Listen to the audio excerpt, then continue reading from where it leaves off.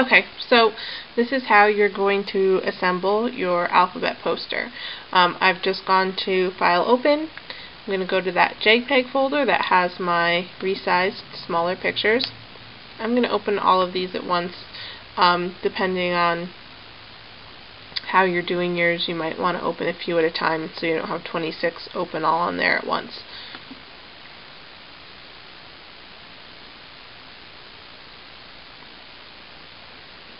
So these are all my smaller ones.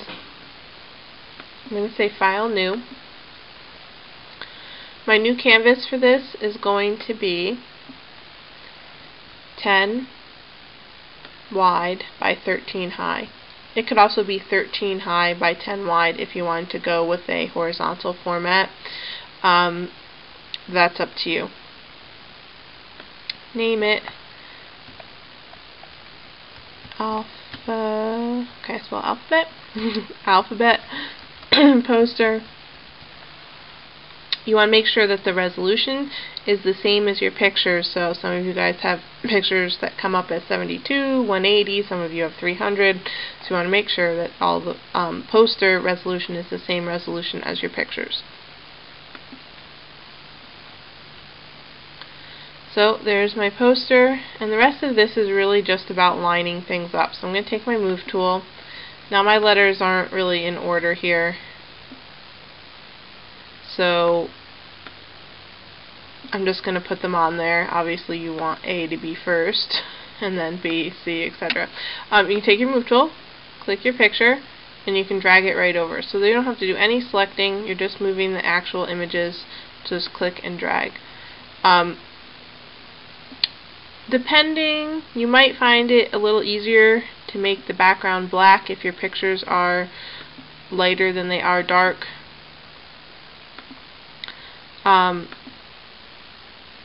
So I'm just going to fill my background in with black for right now. Sometimes it's a little easier to line up the images, so it just depends. You might find that white is fine, or you can put in actually any color that you would like. You could put a gradient in there, just as long as it doesn't detract from the actual images. Whoops, wrong layer.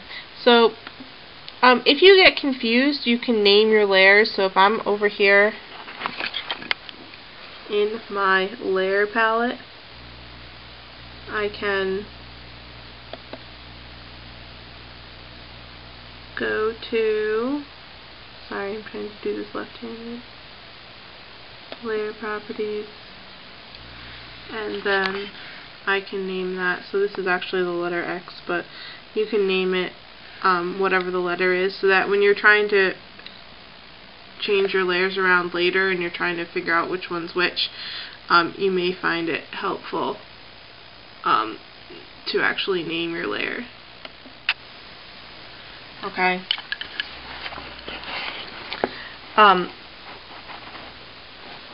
Then, move tool, arrow keys. You're not going to have a huge amount of space around these, okay? Otherwise you're not going to fit them all in. I would say that you want to start by putting a line of pictures across,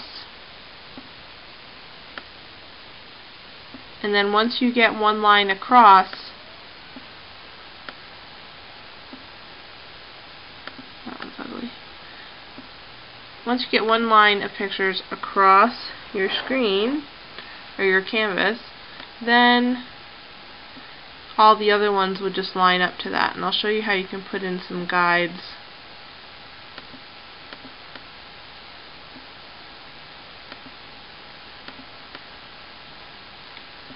And you should get 5 across. So if you don't do 5 across, you're probably not going to fit them all in here. So once you do get them all on, it's a matter of spacing.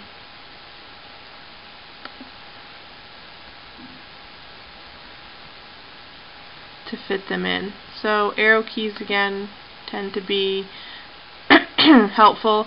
You can also click up at the top the auto select layer, and that's up there with your transform controls, so that when you click on a letter it'll automatically select that layer, and then you don't have to be weeding through your layer palette trying to find which letter is which. And since you shouldn't have anything overlapping, then that should be helpful, and you can do that instead of naming your layers if you think that that would help. So let's see if we can get these all lined up. And it does take a little bit of, fiddling around, and I'm going to zoom in here and just show you what I'm doing in terms of fiddling this a little bit. The reason the canvas is 10 by 13 is because it will be printed on an 11 by 14 sheet of paper. So there is going to be some space left around it.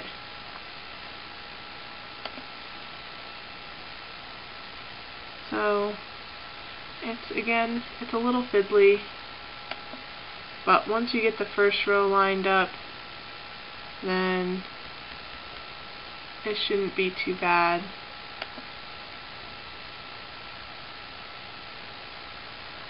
And it looks like everything just needs to move over a little smidge, and then we should be good.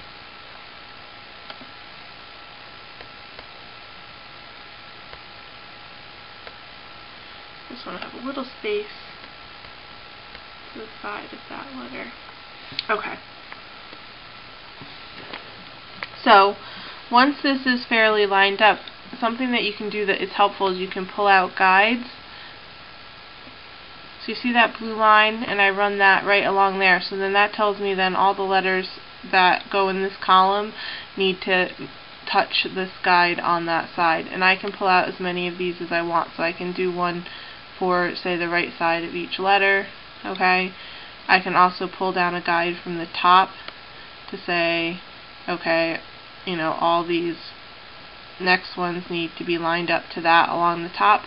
Okay, and then when you're done, you just pull them back over to the side, so you just grab them and slide them back out and out of the way. So it's an easy way to make sure everything's lined up, okay, because it's going to look silly if they're all crazy all over the place with different spacings and stuff like that. Once you get this all filled in, you should have down at the bottom some space either to one side, or you might finish with like 2 letters right here in the middle at the bottom. So you should have enough space to put your name in without adding any extra space. So there's no room on this canvas to add extra space for your name like we normally do, but there should be room left over on here somewhere where you can put your name in. And that is how you're going to create your photographic alphabet poster. Again, as usual, make sure that you save it as a JPEG when you're done.